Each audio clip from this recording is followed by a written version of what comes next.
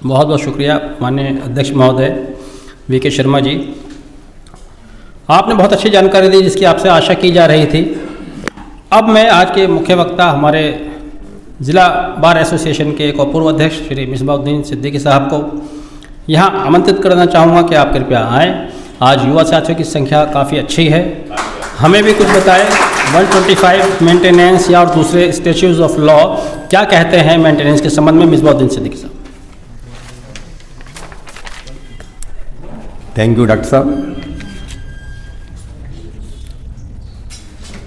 Dice पर मौजूद जिला बार के महामंत्री श्री परवीन सुधार साहब, पूर्व अध्यक्ष श्री वीके शर्मा साहब, पूर्व महामंत्री राम कुमार त्यागी साहब, उपाध्यक्ष पराग एरन साहब और जो हमारे कन्वीन कर रहे हैं डॉक्टर साहब, सबके चाहने चाहिए थे।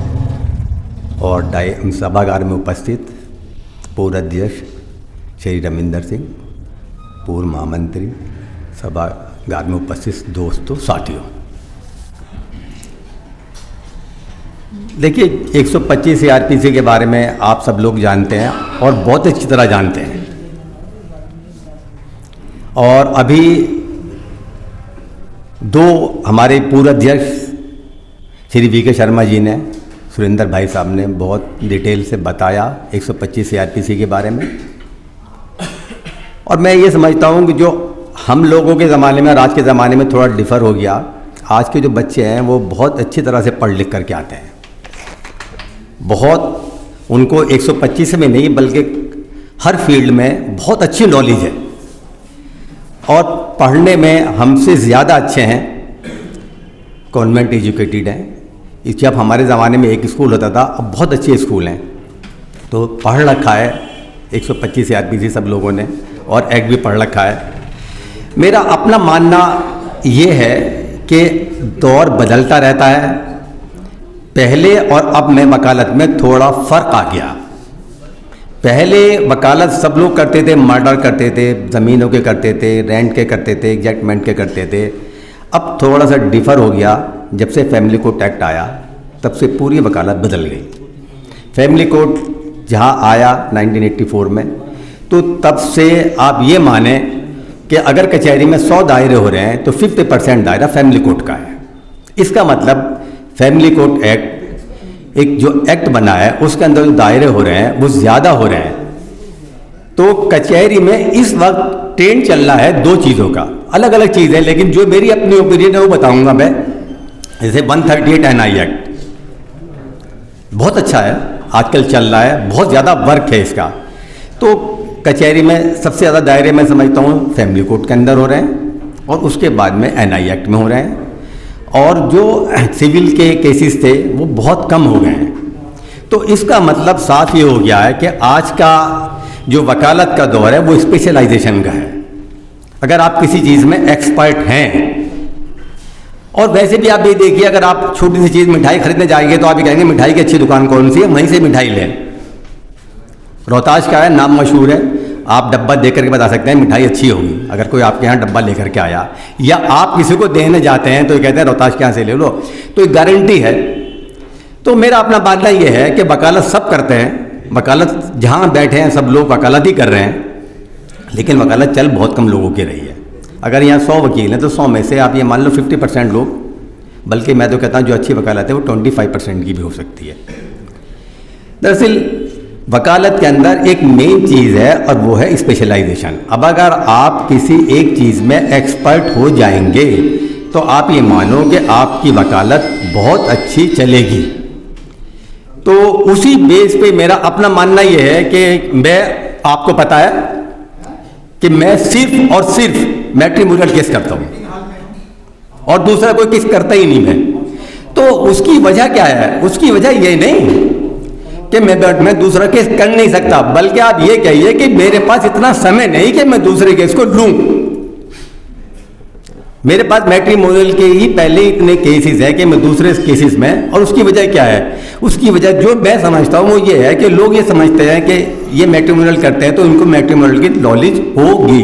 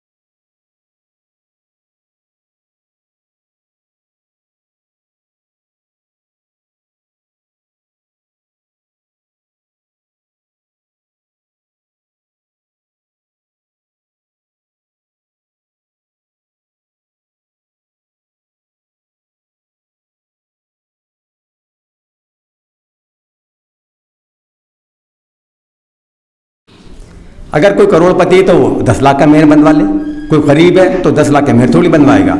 मेहर भी 2 तरह के होते हैं। अगर आप मेहर की बात करेंगे तो मेहर भी 2 तरह के होते हैं। उसमें कॉलम में लिखा रहता है, आप अगर कहीं निकाह में जाएं, पास बैठिए मौलाना के, काजी जी के, तो मेहर होता मवज्जल और मुअज्जल। मीम एन जा जे लाम मुअज्जल, मीम वाव जे लाम मुअज्जल। तो 2 तरह के मेहर हो गए। इसको इंग्लिश में कहेंगे प्रॉम्प्ट और डेफर्ड। तो ये मुअज्जल और मुअज्जल जब निकाह हो गया, काजी जी ने मुअज्जल बांध दिया प्रॉम्प्ट, तो मुअज्जल का मतलब ये निकाह हुआ, आप लड़की को मेहर दोगे। लड़की कहे मैं ना जाने वाली, मुझे पहले मेहर दो, तो आपको देने पड़ेंगे, वो मुअज्जल कहलाएगा। और डेफर्ड जब लड़की मांगे कि मेरे मेहर दो, तो तब देने पड़ेंगे, मेहर देने पड़ेंगे, ये उसका राइट है। अब आती इद्दत की बात। इद्दत के साथ भी यही बात आती है। इद्दत क्योंकि वो 3 महीने 10 दिन की इद्दत करेगी, तो इद्दत करने के लिए मेंटेनेंस कौन देगा? मेंटेनेंस घर वाले नहीं देंगे, बल्कि उसका हस्बैंड देगा जिसे तलाक दी। तो इद्दत जो है वो मेंटेनेंस जितना लड़के का, किसी का 10,000 रुपये, किसी का 20,000 रुपये, उसके हिसाब से 3 महीने 10 दिन के पैसे बन जाएंगे। अगर 10,000 रुपये महीना तो 30,000 रुपये 10 दिन के पैसे बन जाएंगे। तो ये इद्दत, ये जो मेंटेनेंस है वो हस्बैंड देगा। इसलिए हमारे यहाँ जब भी कभी तलाक होती तो और बहुत सारी बातों को छोड़ करके ये बात बिल्कुल क्लियर कट होती है कि आप मेहर और इद्दत तो देंगे। और इसके लिए जो तलाक दे रहा वो भी और जो ले रहा वो भी, वो दोनों एग्री रहते हैं पहले से कि भी अगर आप तलाक दे रहे हो वाइफ को तो मेहर और इद्दत तो देनी पड़ेगी। अब मेहर हमारे यहाँ इन राइटिंग आने लगा। पहले भी तो हमारे यहाँ तो क्योंकि जो निकाह होता वो ज़्यादातर इन राइटिंग होता। निकाह के अंदर ये भी ज़रूरी नहीं है कि इन राइटिंग हो, ये अगर आप चाहें तो विदाउट इन राइटिंग भी निकाह हो सकता है और वो निकाह वैलिड है। लेकिन शर्त यह है कि गवाह होना ज़रूरी है, गवाह के बिना निकाह नहीं होगा। तो इद्दत का क्लियर हो गया, मेहरों का क्लियर हो गया। तो अब मेरा अपना फिर वहीं आ जाए, मेरा अपना मानना यह है कि मुसलमानों के अंदर जो मुस्लिम लड़की हैं वो सेक्शन 3 के अंदर भी कर सकती हैं, अपना मेहर भी ले लें, इद्दत भी ले लें, मेंटेनेंस भी ले लें, सामान भी ले लें, और उनको एक पावर, एक इसमें यहाँ पे एक और भी सेक्शन है 6 डावरी प्रोहिबिशन एक्ट, 6 दहेज प्रतिषेध अधिनियम 6 सेक्शन 6। सेक्शन 6 में ये है कि जैसे 406 सेक्शन 6 में बिल्कुल क्लियर कट है, ये हिंदू मुसलमान सबके लिए है। सेक्शन 6 में ये है कि आपने जो सामान शादी में दिया उसको लेने के लिए आप एंटाइटल है सेक्शन 6 में। और सेक्शन 6 में पहले कंप्लेंट फाइल होगी, फिर 200 के स्टेटमेंट होंगे, फिर 202 के स्टेटमेंट होंगे, फिर सबमिंग ऑर्डर होंगे, और उसके बाद में फिर जाकर के उसको वही प्रोसीजर है, पहले सबन जाएंगे, BW जाएंगे, LPW जाएंगे, और उठा करके ये सबसे अच्छा है। ये बहुत कम चलन में है, बहुत कम लोग जानते हैं इस बात को, और ये दावे बहुत कम हो रहे हैं कचहरी के अंदर। लेकिन जहां आप 406 कर रहे हैं, आप 498 कर रहे हैं, आप 125 कर रहे हैं, आप 12 DV एक्ट कर रहे हैं, तो आप 6 दहेज प्रतिषेध 6 डावरी प्रोहिबिशन एक्ट भी मुकदमा कर सकते हैं। उसके अंदर भी आप पति को, सास को, ससुर को, नन को, नंदोई को, जेठ को, जिठानी को, सबको पार्टी बना सकते हैं। तो एक लड़के का ये भी राइट है एक मुकदमा करने का। ये हमारे यहाँ, क्योंकि हमारे यहाँ तो ये है कि चलन में जो चीज़ होती है वो करते हैं, जो चलन में नहीं होती उसकी लैक ऑफ नॉलेज मान लो तो वो करते नहीं। तो मेरा अपना मानना यह है कि आज आपको अगर एक नई बात पता चली तो अब जो लड़की का एक मुकदमा करें तो सेक्शन 6 डावरी प्रोहिबिशन एक्ट का भी आप करिए। सेक्शन अगर आपके पास मुस्लिम को लेडी है, मुकदमा आकर रहती है, तो जहाँ औरों में कर सकते हैं। अच्छा एक बात और भी बता दूँ, मैं कई बार नहीं है, अगर आपने 125 CRPC कर दिया और आपका मेरे से पूछे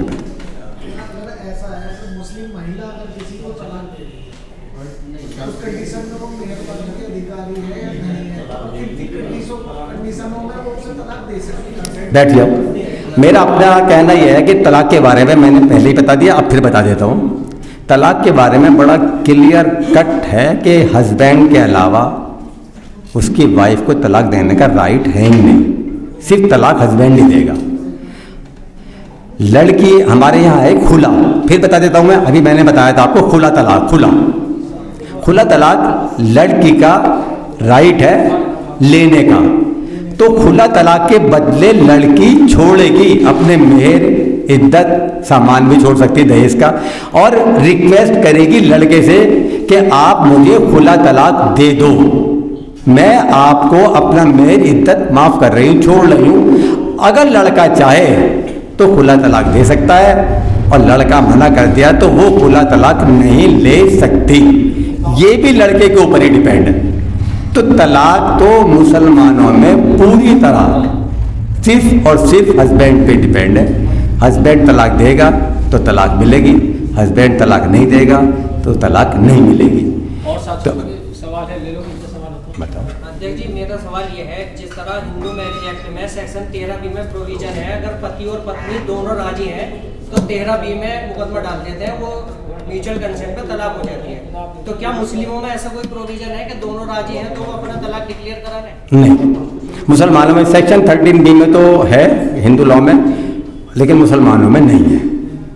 क्रिश्चियन में है, 10A में डाइवर्स एक्ट बना क्रिश्चियन में, क्रिश्चियन वाला क्रिश्चियन में जाएगा, डाइवर्स एक्ट में जाके 10A में जाएगा। तो 13B जैसे होता है ऐसे क्रिश्चियन के अंदर होता है, तो क्रिश्चियन 13 इसमें 13 में नहीं, 13B में नहीं जाएंगे, वो 10A है, क्रिश्चियन है। जैसे हम नोटेरियल तलाक कराते हैं जी, मुस्लिमों में, नोटेरी पे करा देते हैं तलाक, क्या हम उसे डिक्लेयर करा सकते हैं? एग्जैक्टली। मैं तो ये कहता हूँ नोटेरी के क्यों कराते हो आप, जबानी कह के करा दो। मैं कह जबानी हमने दे दिया, डिक्लेरेशन करा लो, उसकी डिग्री हो बिल्कुल डिग्री हो जाएगी। और मेरा तो अपना मानना है डिक्लेरेशन कराने से बहुत फायदे हैं। देखिए आप फिर वहीं आ जाते हैं, मैं भाई बात हमारी बहुत अच्छी मालूम करी इन्होंने। देखिए हो रहा क्या है आजकल, एक सबसे ज़्यादा जो एक्ट चल रहा है, बहुत जो अब लेटेस्ट एक्ट जो है वो 3 तलाक वाला चल रहा। आपको पता है, आप सब एडवोकेट्स हैं, बिल्कुल हर लड़की, क्योंकि आजकल मुकदमे जो कायम हो रहे हैं वो 3 तलाक के ही हो रहे हैं। और 3 तलाक के मुकदमे का बहुत सारे लोग कहते हैं, हमारे पास भी आते हैं कि डिफेंस बताओ आप, डिफेंस क्या है 3 तलाक का, भाई बचे कैसे 3 तलाक को।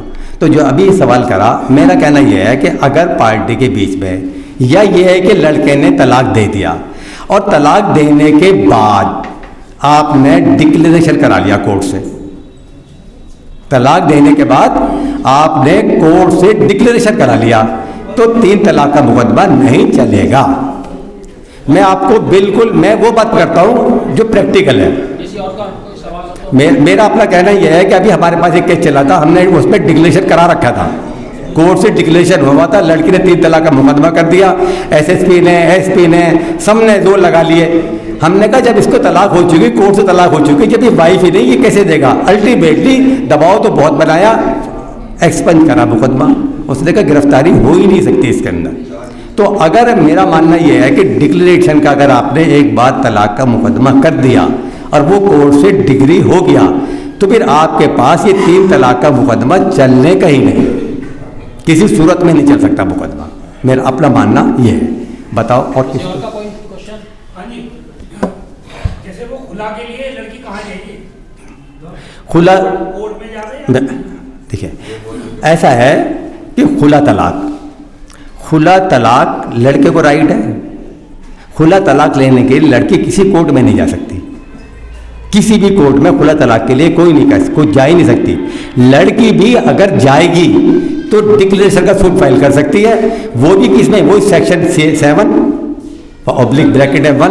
एक्सप्रेशन सेकंड B, उसके अंदर डिक्लेरेशन का सूट फाइल कर सकती है, ये कह करके कि मेरे पति ने मुझे फला फला तारीख में अलग अलग डेट्स पे 3 तलाक दे दिया, लेकिन आज भी ये मुझको अपनी वाइफ कहता है और मुझे जो है तलाक होने के बाद भी ये पत्नी बताता फिरता है, इसलिए कोर्ट से डिक्लेरेशन सूट फाइल कर सकते हैं और कोर्ट से डिक्लेरेशन करा सकते हैं, पति पत्नी का संबंध समाप्त हो जाएगा।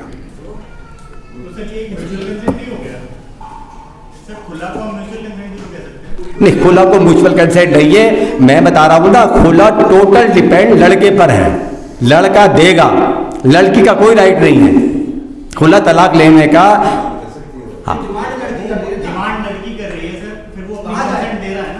नहीं, लड़का अगर उसने, लड़की ने डिमांड करी खुला तलाक की और लड़का एग्री हो गया देने के लिए, तो सही है। म्यूचुअल कंसेंट आ गया, तो मैं कह रहा हूं म्यूचुअल कंसेंट का एग्जांपल खुले को हम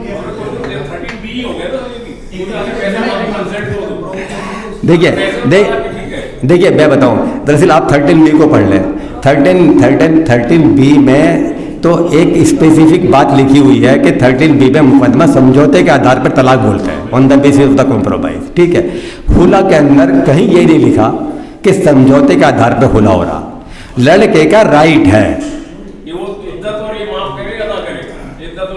इद्दत में नहीं, वो तलाक दे या ना दे, उसका राइट है ये। लड़की रिक्वेस्ट कर सकती है, लड़का माने या ना माने।